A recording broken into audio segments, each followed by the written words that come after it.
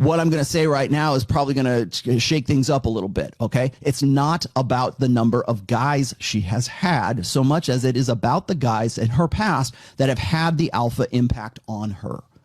So that's the numbers game side of it is not so much the numbers as it is the guys who are included in that number. So if a woman has, say, between like, say, 3 and 5 guys in her past. Okay, haha, whatever. You can laugh at that all you'd like. But let's just say for sake of argument, we're going to take round numbers. She's got a low notch count. She's got a low body count.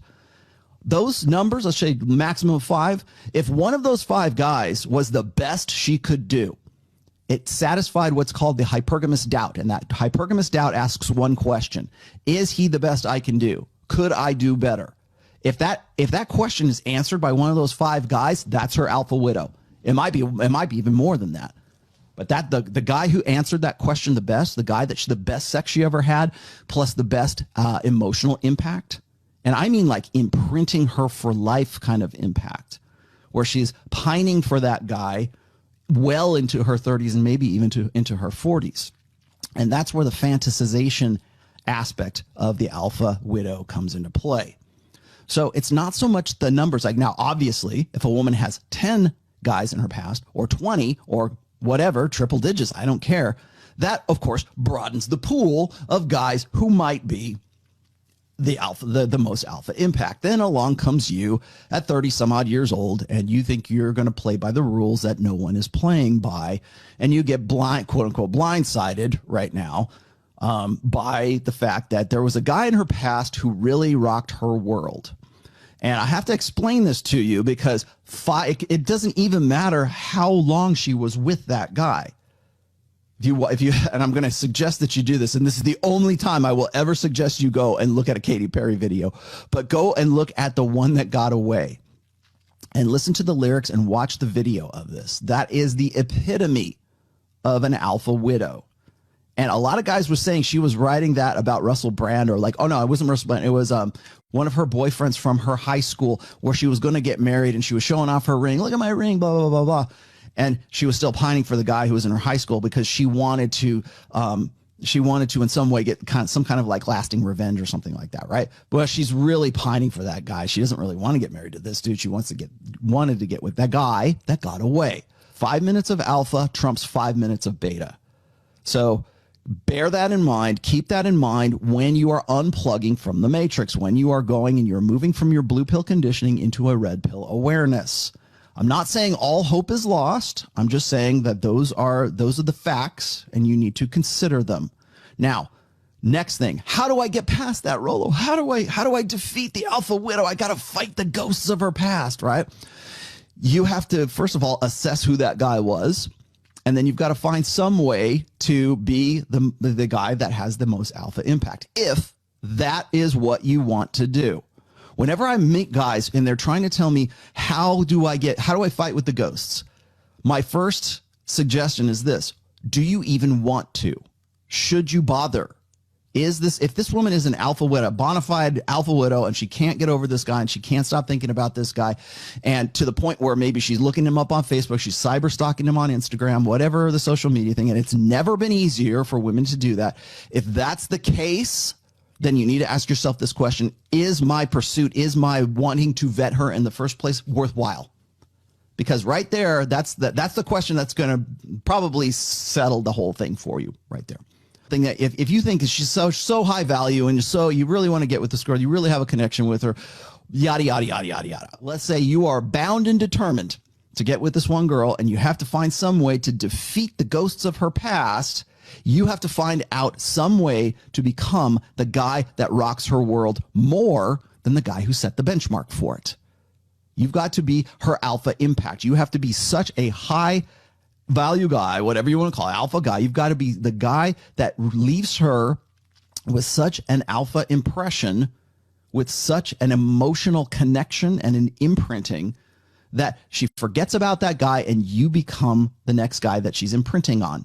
When like baby ducklings are born, and they've done these tests way back in the 70s, right? Where they had this study, or the behavioral psychologist is watching, and the ducklings will imprint on like whoever they whoever is going to be their source of survival. Usually it's the mother duck, right? And they follow the duck around, and you see them like, follow along that duck because they've been printed on that. This is, again, theory. I'm spitballing. You can take this or leave this all as you wish, but it's whatever was the first impression, whatever was the source of security at that time, to the point where the actual researchers became the mother duck, and they would follow, the little ducks would follow around the researchers instead of the mama duck.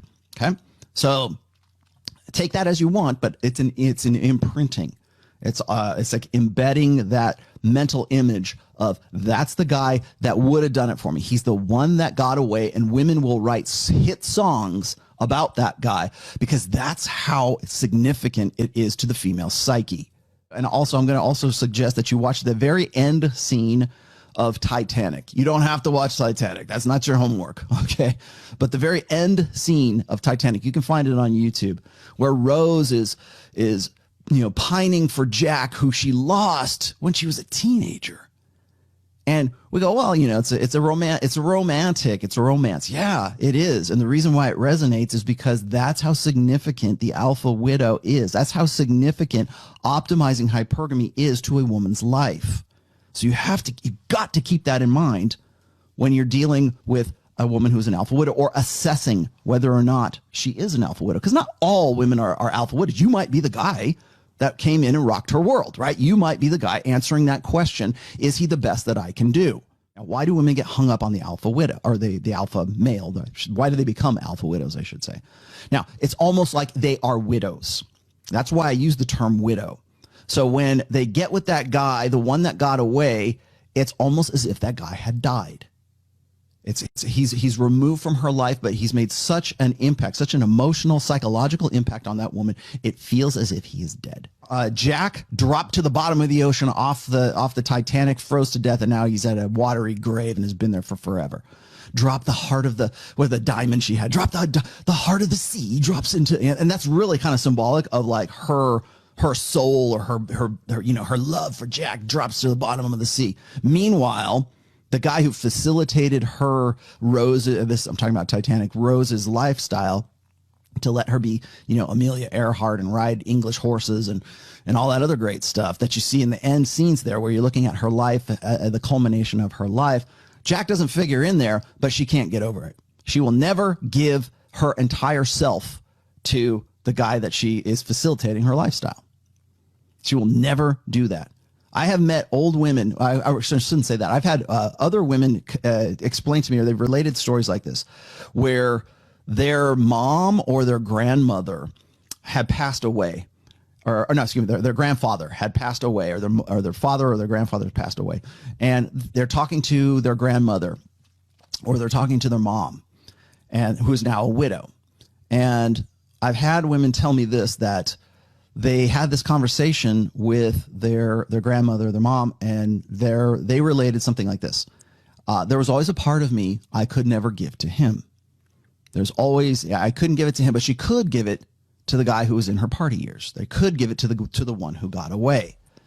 And I think that's a really tough red pill for guys to really sort of swallow, to digest, right, to internalize.